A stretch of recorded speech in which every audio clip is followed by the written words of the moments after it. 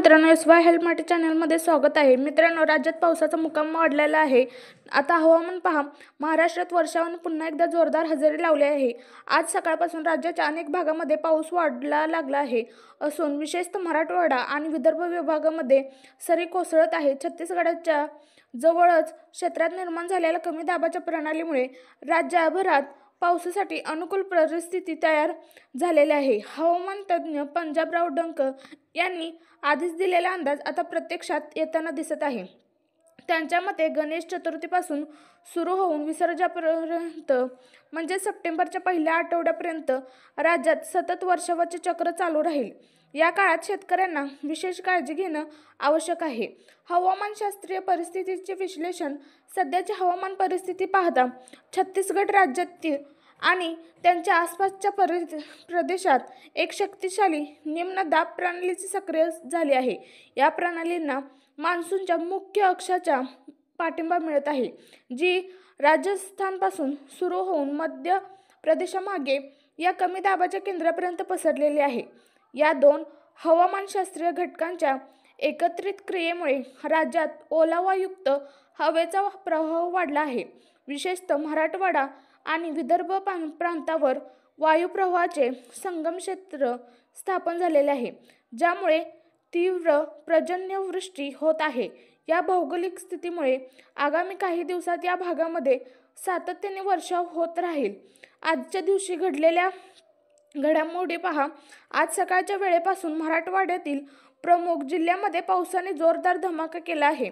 नांदेड आणि लातूर या जिल्ह्यांमध्ये सकाळी लवकरपासून मुसळधार वर्षाव सुरू झाला असून अनेक तालुक्यामध्ये मोठ्या प्रमाणात पडलेले आहे. त्याचबरोबर धाराशिव आणि हिंगोली या जिल्ह्यामध्ये पावसाच्या सरी सुरू आहे. उत्तर भागातील नंदुरबार आणि धुळे या जिल्ह्यातील उत्तरेकडील तालुक्यामध्येही वर्षावाचे संकेत मिळू लागले आहेत.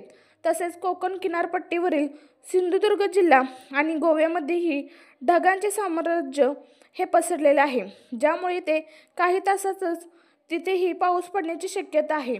पुढील 24 तासाचा अंदाज आणि सावधानतेचा इशारा दिलेला आहे. बघा, आता हवामान विभागाने येत्या एका दिवसासाठी विशेष सावधानतेचा इशारा जाहीर केला आहे. मराठवाडा आणि विदर्भ या दोन्ही विभागामध्ये पावसाची तीव्रता कमालीची राहण्याची शक्यता व्यक्त केलेली आहे. नांदेड आणि लातूर जिल्ह्यामध्ये मुसळधार पाऊस अतिमुसळधार पर्यंतचा वर्षाव होऊ शकतो, तर काही ठिकाणी अतिवृष्टीच्या अत्यंत जास्त पाऊस घटनेची दाट शक्यता आहे. याशिवाय हिंगोली, परभणी, बीडचा पूर्वेकडील भाग, धाराशिव, छत्रपती संभाजीनगर, जळगाव, अहमदनगर, उत्तर पूर्व विभाग, बुलढाणा, अकोला, परत अमरावती, यवतमाळ तसेच चंद्रपूर आणि गडचिरोलीच्या दक्षिणेकडील भागात जोरदार पावसाची अपेक्षा आहे. या सर्व क्षेत्रातील नागरिकांची आवश्यक सावधगिरी बाळगावी आणि अनावश्यक प्रवासापासून दूर राहावे. आता बघा, कोकण आणि पश्चिम घाट क्षेत्रातील परिस्थिती काय आहे. कोकणी किनारपट्टी आणि सह्याद्री पर्वतरांगांमध्येही वर्षावाची तीव्रता वाढण्याची शक्यता दिसत आहे. मुंबई, ठाणे, पालघर, रायगड, रत्नागिरी, सिंधुदुर्ग या पट्ट्यांमध्ये पण पावसाची तीव्रता वर्षाव वाढण्याची शक्यता आहे. त्याचप्रमाणे नाशिक, पुणे, सातारा आणि कोल्हापूरच्या डोंगराळ भागामध्ये विशेषतः घाटमाथ्यावर मध्यम ते जोरदार पावसाची हजेरी आहे. या भागातील रहिवाशांनी पाणीसाची चक्रीवादळाची शक्यता लक्षात घेऊन योग्य ती काळजी घ्यावी. डोंगराळ भागातील वाहतूक व्यवस्था बंद पडू शकते, त्यामुळे प्रवासाची योजना करताना या बाबीचा विचार करावा. तंत्रज्ञानाच्या अंदाजे या संपूर्ण हवामानाची बदलता अचूक अंदाज प्रसिद्ध हवामान अभ्यासक पंजाबराव डंक यांनी आधीच लावला होता. त्यांनी 26 ऑगस्ट रोजी स्पष्ट केले होते की गणेश चतुर्थीच्या दिवशी श्री गणेशाचे आगमन होत असताना त्याच काळापासून राज्यात पावसाचे पुन्हा आगमन होईल. त्याच्या मते गणपती बाप्पाच्या स्वागत समारंभापासून ते अनंत चतुर्थीच्या विसर्जन सणापर्यंत म्हणजेच अंदाजे 5 सप्टेंबरपर्यंत राज्यभरात वर्षावाचं वादळ चालू राहील.